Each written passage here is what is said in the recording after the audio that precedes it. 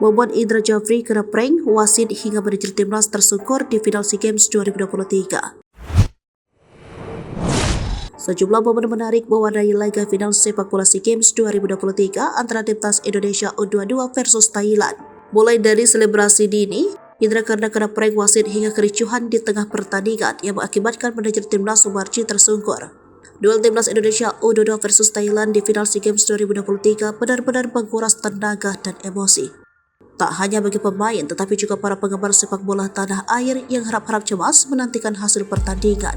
Pertandingan timnas Indonesia U22 lawan Thailand di final SEA Games 2023 berlangsung penuh drama. Laga yang berlangsung di Stadion Olimpik Kamboja Selasa 16 Mei 2023 harus melalui babak perpanjangan waktu. Skuad Garuda Muda memimpin terlebih dahulu lewat 2 gol Ramadan Sananta di babak pertama.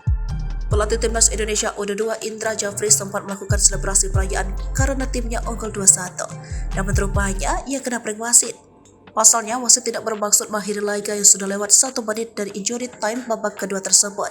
Mantan pelatih Bali United itu tampak memeluk Alvendra Dewangga dan manajer timnas Sumarji. Akan tetapi wasit rupanya tidak mengakhiri pertandingan melainkan memberikan kesempatan tendangan bebas untuk Thailand. Lucunya, bola tendangan bebas Thailand mengarah ke pertahanan Indonesia.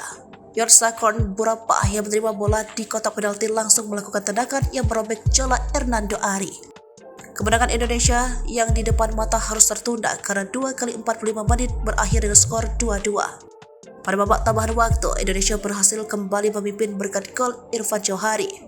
Menjerobot blunder pemain lawan, bola Kim Irfan tak bisa dibendung kiper Thailand. Kericuan tak terelakkan di tepi lapangan antara official dan pemain kedua tim. Bahkan manajer tim Sumarji tamak mendadak tarikan dari salah seorang official Thailand.